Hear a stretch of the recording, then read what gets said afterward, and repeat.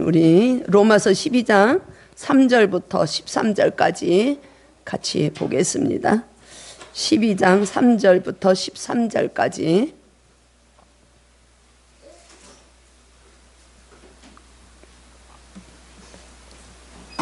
(256쪽) 내게 주신 은혜로 말미암아 너희 각 사람에게 말하노니 마땅히 생각할 그 이상의 생각을 품지 말고 오직 하나님께서 각 사람에게 나눠주신 믿음의 분량대로 지혜롭게 생각하라. 함께 읽겠습니다. 4절. 우리가 한 몸에 많은 지체를 가졌으나 모든 지체가 같은 기능을 가진 것이 아니니 이와 같이 우리 많은 사람이 그리스도 안에서 한 몸이 되어 서로 지체가 되었느니라. 우리에게 주신 은혜대로 받은 은사가 각각 다르니 혹 예언이면 믿음의 분수대로, 혹 섬기는 일이면 섬기는 일로, 혹 가르치는 자는 가르치는 일로, 혹 위로하는 자면 위로하는 일로, 구제하는 자는 성실함으로, 다스리는 자는 부지런함으로, 긍휼을 베푸는 자는 즐거움으로 할 것이니라. 사랑에는 거짓이 없나니 악을 미워하고 선에 속하라. 형제를 사랑하여 서로 우애하고 존경하기를 서로 먼저 하며 부지런하여 게으르지 말고 열심을 품고 주를 섬기라. 소망 중에 즐거워하며 환난 중에 참으며 기도에 항상 힘쓰며 성도들의 쓸 것을 공급하며 손대접하기를 힘쓰라. 아멘. 440 제목을 우리는 주님 안에서 한 몸입니다. 이렇게 말씀을 드렸습니다. 우리가 쭉 읽어서 아시겠지만 오늘 본문을 읽으면서 전 그런 생각을 했어요. 나를 위한 건 하나도 없구나. 다 상대방을 위해서 해주라는 거야. 네가 섬기는 걸 잘하냐? 그러면 섬겨라. 긍휼을 베풀기를 원하느냐? 즐겁게 긍휼을 베풀어. 전부 다른 사람들을 위해서 살아가라는 거야. 지난주에 우리가 1절, 2절을 통해서 바울이 우리에게 얘기해 주신 거는 참 예배자는 거룩한 산제물이 되는 삶을 살아야 된다. 우리 자신이 죽어야 된다. 우리가 어저께 그 창세기를 말씀을 하면서도 내가 죽어야 그 가정이 산다. 요지는 그거잖아요. 그러면은 개인적으로는 내가 주님과 연합된 삶을 살기 위해서 이렇게 애를 쓰고 있는데, 그러면 이 공동체 안에서 어떻게 살아야 되느냐 하는 것이 오늘 본문 말씀입니다. 교회가 무엇인가? 여러분들 교회를 어떻게 정의하시겠습니까? 우리가 흔히 여기를 교회라고 하죠. 교회라고 합니다. 그런데 더 이렇게 제대로 된 정의를 내리자면 베드로가 예수님께 그런 고백을 했죠. 예수 그리스도 살아계신 하나님의 아들이십니다. 주님이십니다. 그 고백을 했을 때 이 예수님이 그 고백은 너의 마음에서 나오는 게 아니라 하늘에서부터 주신 마음, 하늘에서부터 그렇게 말할 수 있는 은혜를 주셨다. 그 신앙 고백 위에 내가 교회를 세우리니 그 교회에 대해서 음부의 권세가 틈타지 못한다. 이렇게 말씀을 해주셨죠. 저와 여러분들이 예수 그리스도는 주님이십니다. 나의 주인이십니다. 살아계신 하나님의 아들이십니다. 고백하면 우리 모두 한 사람 한 사람이 교회가 되는 것입니다. 우리가 교회라는 거야. 그래서 바울이 그렇게 얘기를 하죠. 고린도 교회에. 너희가 하나님의 성전인 걸 알지 못하느냐? 이렇게 얘기를 해줍니다. 여러분들이 주님은 살아계신 하나님의 아들이십니다. 주님이십니다. 고백하시면 교회인 줄로 믿습니다. 우리 한 사람 한 사람이 교회예요. 그 고백을 한 사람들이 모인 장소를 우리는 교회라고 그러죠. 원래 교회당이라고 그러죠. 예배당. 그 고백한 자들이 모여있는 공동체를 우리가 흔히 교회라고 이야기를 합니다. 그래서 이 교회가 이제 정식으로 출범하기 시작한 것이 오순절 마가의 다락방에서 성령이 임하시고 거기에서 이제 교회가 탄생이 되는 것이에요. 성령이 우리 안에 오시지 않으면 교회가 탄생이 되기가 어렵죠. 그래서 이 사도행전은 교회가 어떻게 해서 생겼으며 그 성령님에 의해서 어떻게 그 하나님의 나라가 역사가 이루어졌는가를 사도들로 인해서 기록한 책이 사도행전이죠. 그래서 이 교회라는 데가 얼마나 큰 교회냐. 보통 이제 우리들은 이제 좀 덜한데 남자 목사님들, 젊은 분들, 일찍이 신학을 해가지고 교회를 개척하는 분들은 그게 꿈이에요. 교회를 크게 부흥시키는 거. 몇천 명, 몇만 명이 들어와서 영광을 올려드리겠다고 꿈을 갖죠. 그게 좋은 거죠. 나쁜 건 아니에요. 그런데 이 성경에서 이야기하는 교회의 의미는 그런 걸 얘기하는 게 아니에요. 그래서 우리 유기성 목사님 같은 경우는 선한 목자교회, 우리 유기성 목사님 같은 경우는 그런 고백을 하셨어요. 본인도 일찍이 꿈을 가졌을 때 큰 교회를 하고 그 큰 교회를 이루는 것이 목회의 성공이다 이렇게 생각했던 일이 있었다는 것을 고백한 분이시죠. 그런데 그것이 아니라는 걸 그분이 깨닫고 지금은 나는 없습니다. 이 교회의 주인은 오직 그리스도이십니다. 이런 고백을 하면서 성도들을 이제 함께 양육하고 주님의 나라를 이뤄가고 있습니다. 참 깨닫는 게 쉽지가 않아요. 깨닫는 게 은혜인데 우리가 깨닫는 게 쉽지 않아요. 그래서 예수님도 성경에서 그렇게 말씀하고 있어요. 예수의 이름을 고백한 자들이 2명, 3명 모인 곳에 나도 너희와 함께 한다고 말씀하고 계세요. 그곳이 교회가 되는 것입니다. 우리 가정이 교회가 되길 축복합니다. 최소한 우리 가정은 다 2명, 아이들 있는 데는 3명, 그렇잖아요. 그게 다 교회인 거야. 그 교회가 모여진 공동체가 우리가 소위 얘기하는 교회라고 이야기를 하는데, 어떻게 이 교회 안에서 아름답게 싸움하지 않는 교회로, 분쟁이 나지 않는 교회로 거룩한 공동체의 그 교회로 생활을 해야 되는가 하는 것을 바울이 오늘 이야기를 해주고 있어요. 저는 사실 이 컴퓨터를 잘 못해요. 그래서 이제 제가 할 수 있는 것만 하는데, 우연치 않게 그저껜가 이제 그 컴퓨터에 우리 교회에 대한 댓글을 제가 하나 봤어요. 우리 목사님 찾으셨어요. 이렇게 쭉 보다가 우리 교회에 대한 댓글이 있네 해서 이제 봤는데 거기에 그렇게 써 있더라고요. 요지는 그거예요. 하나님과 교류하는 교회이라는 것이 보인다는 거예요. 그래서 그 교회에는 예수님이 계신 줄로 믿습니다. 이렇게 댓글을 올려놨더라고요. 그래서 참 감사했어요.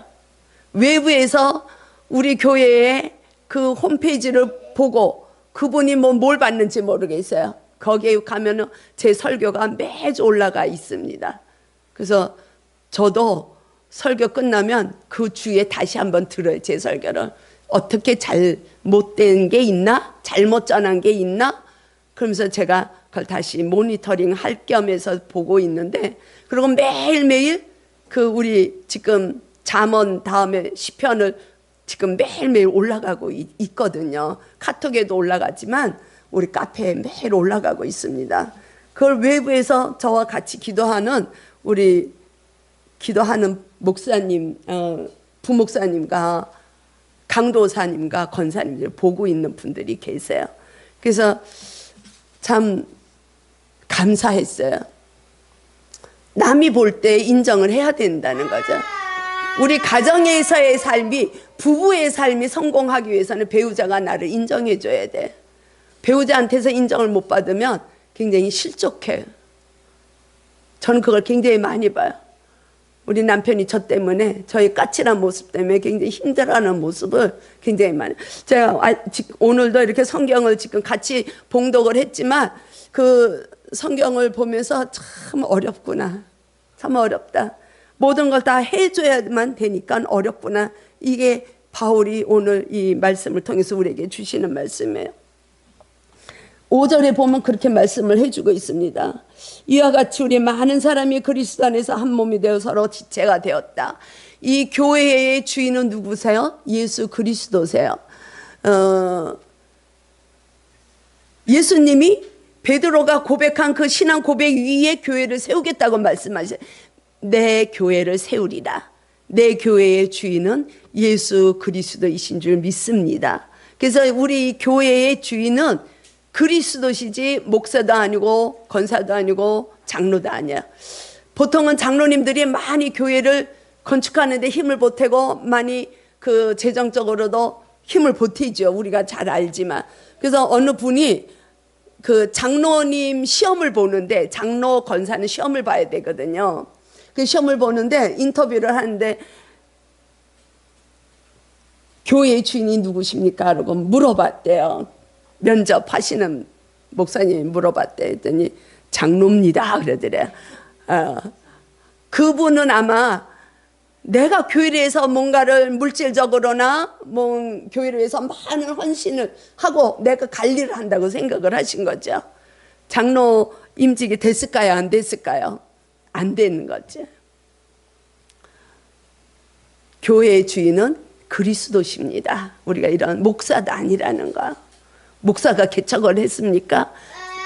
주님이 개척하게 이끌어 주신 은혜에 충성할 뿐이에요. 그래서 이 목회에는 성공이란 단어가 없어요. 우리 신앙생활 하는 데서는 성공이란 단어가 없어요. 우리는 한 걸음 한 걸음 충성을 다하고 나갈 뿐인 것이죠. 그래서 이 고린도 교회가 은사들이 많았어요. 그래서 모두 그 헬라 지식에 풍부해가지고 지식인들이 많다 보니까 거기에 또 이렇게 은사가 많으니까 고린도 교회가 굉장히 시끄러웠거든요. 근데 그러면 안 된다는 거 얘기하는 거야. 예수님만이, 주님만이 그 교회의 주관자시면 모든 한 몸 한 몸이 지체가 되어서 그리스도가 원하시는 거기에 붙어가지고 합력해서 선을 이뤄가는 공동체가 되어야지 진짜 아름다운 교회가 된다는 것을 오늘 바울이 얘기를 해줘요. 그러면 지체 한 분 한 분이 그런 삶을 살아야 된다는 거. 거룩한 산제물이 되는 예배자가 될 때 그 교회는 분쟁이 없고 그 교회는 주님의 뜻을 구하며 나가는 아름다운 교회, 건강한 교회가 된다는 것을 이야기를 해주고 있습니다. 연합이죠, 연합. 우리 한 사람 한 사람이 하나님 앞에 연합이 됐을 때 그 가정이 정말 참 에덴의 회복이 있는 것처럼 우리의 한 분 한 분이 하나님과 연합이 될 때 정말 참 남이 볼 때 기쁜 교회, 건강한 교회, 하나님 보실 때는 심히 좋았더라 이런 말씀을 하시지 않으실까. 우리 그런 교회를 위해서 우리가 어떻게 발휘하고 나가야 되는가. 3절에서 바울이 그렇게 우리들에게 얘기를 해주고 있습니다. 3절에서 내게 주신 은혜로 말미암아 너희 각 사람에게 말하노니, 이거는 바울의 고백이죠. 마땅히 생각할 그 이상의 생각을 품지 말라. 하나님이 주신 은혜가 무엇인가? 십자가를 통한 구원. 그 구원으로 말미암아 우리가 이 공동체의 삶을 지금 살아가고 있는데 마땅히 생각할 그 이상의 생각을 품지 말라. 이 품지 말라는 비교하지 말라는 거야. 그래서 품지 말고 오직 하나님께서 각 사람에게 나눠주신 믿음의 분량대로 지혜롭게 생각하라. 마땅히 우리가 생각할 수 있는 것만큼만 하지 그 이상의 거를 다른 사람들과 비교하지 말라는 거야. 우리 개척할 때 여기 계시던 집사님이 이제 자기가 섬기던 교회로 가셨잖아요. 그 집사님이 저에게 그 얘기를 한 적이 있어요. 목사님을 따라가려니까 너무 힘이 들어서 못 있겠다고. 너무 힘들다는 거야. 근데 여기서는 바울은 그 얘기하는 거야. 아니, 성도가 저랑 똑같으면 제가 어떻게 목회를 하겠어요. 그죠? 조금이라도 좀 믿음이 더 가 있고 조금이라도 주님을 더 바라보는 그 분량이 있어야 그 제 기능을 그분에게 영향을 줄 수가 있죠. 그분이 너무 멀리 따라가기가 너무 힘들다는 거. 절대 여러분들 부담 갖지 마세요. 제가 그런 걸 알면서도 왜 좀 강하게 이렇게 말씀을 선포하는가 하면 그게 길이고 우리가 지금은 어렵지만 시간이 지나면 그게 진짜 길이었구나 하는 걸 우리가 깨닫기 때문에 조금 힘들어도 제가 그냥 가는 거예요. 버거울 수 있습니다. 충분히. 근데 품지 말라는 거예요. 그 이상의 거를 생각하지 말라는 거예요. 비교하지 말라는 거예요. 바울은 그냥 하나님이 부어주신 것만큼만, 여기서 그 믿음의 분량이라는 것은 믿음이 크고 작고 얘기하는 게 아니에요. 하나님 앞에서 은혜 받은 그 은혜, 또 하나님이 우리에게 주신 은사가 있어요. 여러분들 한 분 한 분이 은사가 있어요. 우리 집사님 같은 경우는 너무 긍휼을 갖고 있는 마음이 있잖아요. 우리 집사님 같은 경우, 우리 집사님은 찬양으로 또 이렇게 은사가 있잖아. 우리 권사님도 은사가 다 있어요. 없는 것 같아요? 누구나가 은사 다 있어요. 그 은사를 발견하면 그 은사를 발휘를 하라는 것이 믿음의 분량이라는 것이에요. 인간은 왜 저분은 저렇게 그냥 긍휼한 마음을 가지고 저렇게 안타까워서 그 어린 심령을 보고 그냥 어떻게 해서라도 뭔가를 해주려고 그러는데 왜 나는 그게 안 되지? 그거는 역량이 다른 것 뿐이에요. 그런 걸 비교하지 말라는 거. 야, 우리 권사님 기도 하실 때마다 저는 은혜가 너무 넘쳐. 아까도 기도하시는데 이 자리를 내드려야 되나 이런 생각도 했어요. 근데 왜 권사님은 저렇게 기도를 잘하실까? 근데 나는 왜 그걸 못하지? 이런 생각하지 말라는 거. 그거는 하나님이 그분에게 주신 은혜라는 거예요. 우리가 받은 은혜만큼 우리는 가면 돼. 우리 집사님이 꽃꽂이를 하는데 어저께 참 마음에 안 들어 하더라고요. 꽃이 또 이렇게 좀 분량이 작으니까 또 더 많이 꽂기도 어려웠을지도 몰라. 근데 걷다 대고 이렇게 해봐. 왜 그것밖에 안 돼? 제가 그렇게 얘기를 한다면 안 된다는 거야. 자기네 받은 은혜대로 지체로 가라는 거야. 그거를 여기서 얘기를 해주고 있는 것이죠.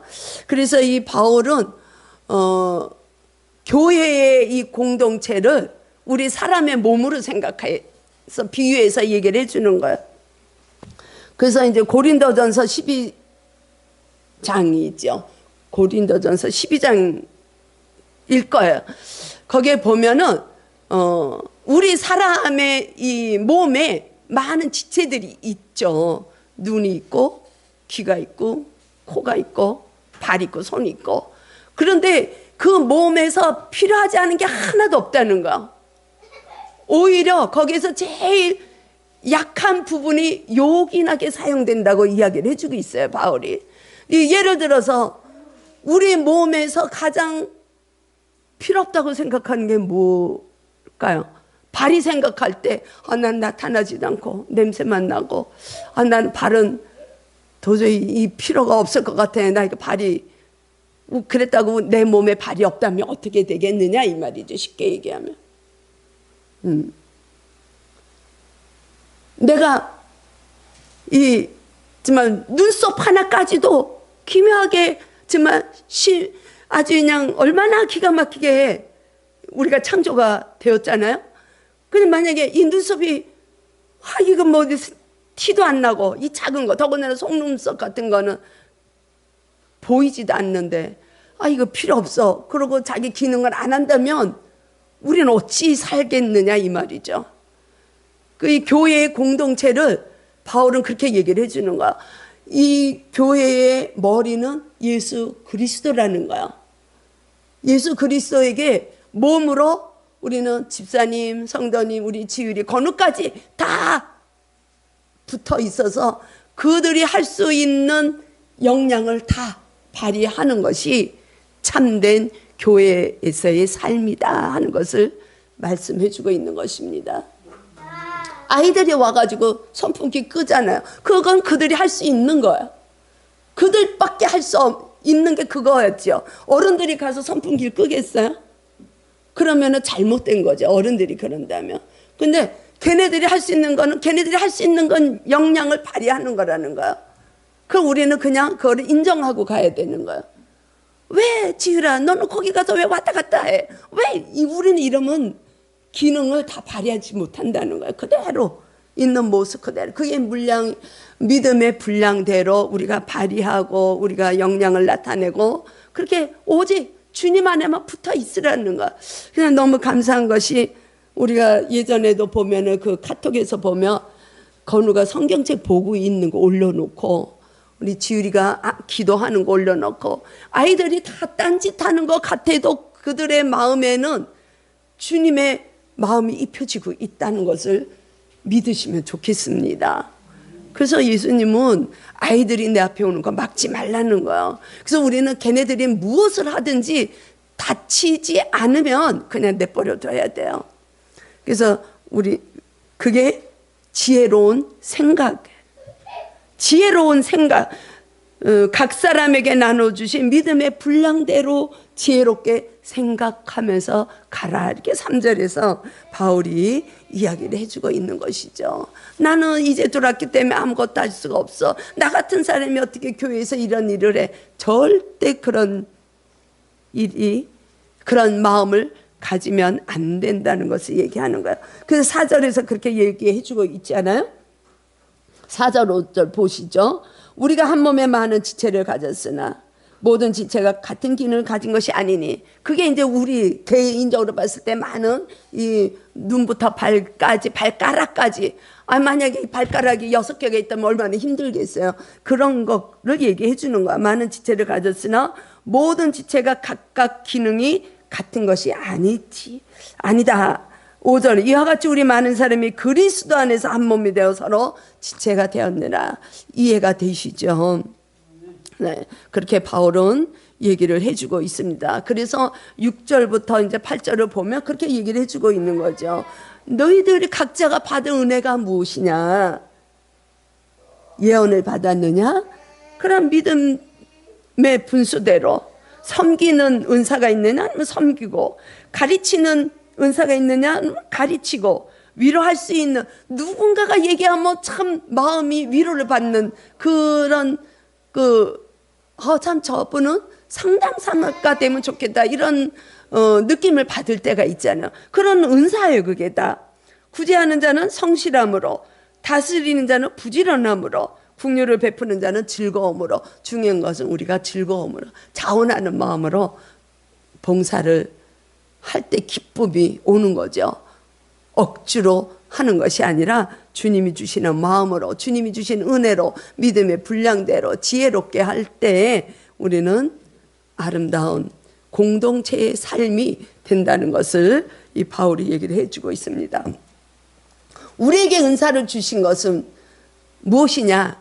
왜 주셨느냐? 교회에 유익을 주라는 거예요. 근데 이 고린도 교회는 그 은사를 가지고 굉장히 교만했거든요. 어머, 나는 예언을 하고 나는 방언을 하는데 저희 왜 방언을 못해? 이런 게 나와요. 그래서 고린도 교회의 성도들은 그게 이제 다 이게 마음이 각각 흩어져 버리니까 나는 예수파야, 나는 아볼로파야, 나는 바울파야, 나는 베드로파야 나뉘어지는 거예요. 그런데 우리가 분쟁이 일어나는 거는 사단이 주는 거지 그리스도의 성령으로 오는 것이 아니라는 걸 얘기해 주는 거예요. 성령님이 임하시면 서로 연합이 돼서 서로 도와주는 거야. 나는 없는 거야. 나는 없는 거야. 나는 죽어버린 거야. 그저 상대방을 위해서 상대방에게 유익을 주기 위한 그런 삶을 살으라고 우리에게 은사를 주셨다는 거야. 근데 그게 어디 됩니까? 안 돼요. 안 돼요. 오호라 공고한 자로다. 예수님만이 다행히도 가능하신데 예수님이 십자가를 지고 가시면서 그거를 다 우리가 하지 못하는 걸 다 대신 가지고 가셨다는 거. 그러니까 너희들은 그냥 나와 함께 동행하자는 거야. 그럼 내가 힘을 주겠다는 거야. 믿음을 주겠다는 거야. 내가 위로해 주겠다는 거야. 사람한테 상처받았느냐? 내가 있잖아. 내가 위로해 줄게. 참 마음이, 저는 너무 참 우리 남편이 너무 마음이 여리셔가지고 제가 말을 못해요. 제 의도와 상관없이 이게 상처받을 때가 너무 많이 있어서 정말 제가 목사만 아니라면 막 그냥 해대고 싶은데 이 목사라는 것 때문에 해대지도 못해. 그리고 죽이고 가려는 거야. 뭐 저만 그러겠어요? 여러분들 삶 속에서는 늘 주님처럼 죽고 가십니까? 그런 사람은 아무도 없어요. 그렇게 살으라는 거야. 그렇다고 제가 맨날 그렇게 못된 게 사는 건 아닙니다. 예, 그렇다는 거죠. 그래서 바울이 에베소서를 통해서 우리에게 그렇게 말씀을 해주고 있습니다. 에베소서 4장에 보면, 요거는 조금 시간이 있으니까 한번 찾아보십시다. 그 뒤로 가면요.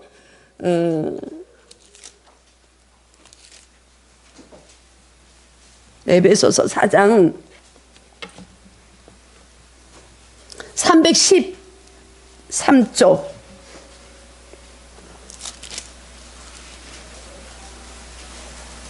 313쪽 4장 11절부터 우리 함께 보겠습니다. 시작. 그가 어떤 사람은 사도로, 어떤 사람은 선지자로, 어떤 사람은 복음 전하는 자로, 어떤 사람은 목사와 교사로 삼으셨으니 이는 성도를 온전하게 하여 봉사의 일을 하게 하며 그리스도의 몸을 세우려 하심이라. 우리가 다 하나님의 아들을 믿는 것과 아는 일에 하나가 되어 온전한 사람을 이루어 그리스도의 장성한 분량이 충만한 데까지 이르리니 이는 우리가 이제부터 어린아이가 되지 아니하여 사람의 속임수와 간사한 유혹에 빠져 온갖 교훈의 풍조에 밀려 요동하지 않게 하려 함이라.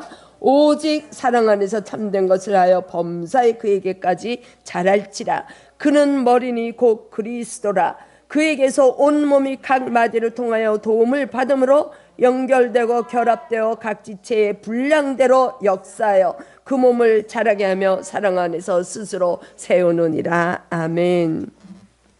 바울이 에베소서를 통해서 그렇게 우리에게 얘기를 해주는 거예요. 이 은사를 주신 거는 왜 그러냐? 우리를 온전하게 세워가시기 위함이라는 거예요. 한 사람 한 사람을 온전하게 세우셔서 이 그리스도의 몸된 머리 되시는 그리스도에 붙어 있을 때 그 공동체는 건강한 공동체가 되는데 거기에 한 사람 한 사람 지체를 온전히 세워가기 위함이다. 이렇게 이 훈련이죠. 훈련. 연합이 되는 거야. 연합. 누구에게나 이 은사가 다 있어요. 한번 아직 발견이 안 되셨으면 한번 생각하시면서 나한테 주어진 은사가 무엇일까? 사도로, 선지자로, 어떤 사람은 전하는 자로, 어떤 사람은 목사로, 교사로, 누구나가 한 가지는 다 있습니다. 오늘 찾아보셔서 우리가 더 주님 안에서 지체로 사랑을 섬기는, 사랑으로 섬기는 저와 여러분이 되기를 축복합니다. 그게 교회라는 거예요. 그래서 이 바울이 12장에 들어와가지고 우리에게 먼저는 너 자신이 거룩한 산제물이 되어서 너 자신이 온전한 예배자가 되라. 온전한 예배자가 되면 머리 되시는 그 그리스도를 향해서 생활할 때, 주님과 연합이 될 때 공동체 생활도 연합된 아름다운 사랑의 공동체가 된다는 것을 오늘 본문을 통해서 우리에게 말씀을 해주고 있습니다. 그래서 그 로마서로 이제 다시 오게 되면은요, 이제 14절부터 이제 그게 나오잖아요. 그리스도인의 생활에 대해서 나오는데, 진짜 사랑이 그럼 무엇이냐? 그거는 다음 주에 제가 말씀을 준비하려고 합니다. 다음 주에 제목은 진짜 사랑이 무엇인가? 14절서부터 21절까지의 말씀을 가지고 제가 이제 준비를 하려고 합니다. 저와 여러분들이 정말 사랑을 기초로, 예수님은 사랑이시고 하나님이 사랑이시니까 그 사랑을 기초로 해서 우리가 한 주간도 넉넉히 주님의 이름을 부르며 섬기며, 먼저는 가정에서 섬기는 연습을 하시면서 우리가 또 이 공동체를 위해서도 내가 무엇을 사랑으로 심을까 생각하며 말씀이 삶 속에서 실제가 되는 한 주간의 풍성한 은혜를 누릴 수 있는 저와 여러분이 되기를 축복합니다. 주님 감사합니다. 주님, 사랑은 넘쳐도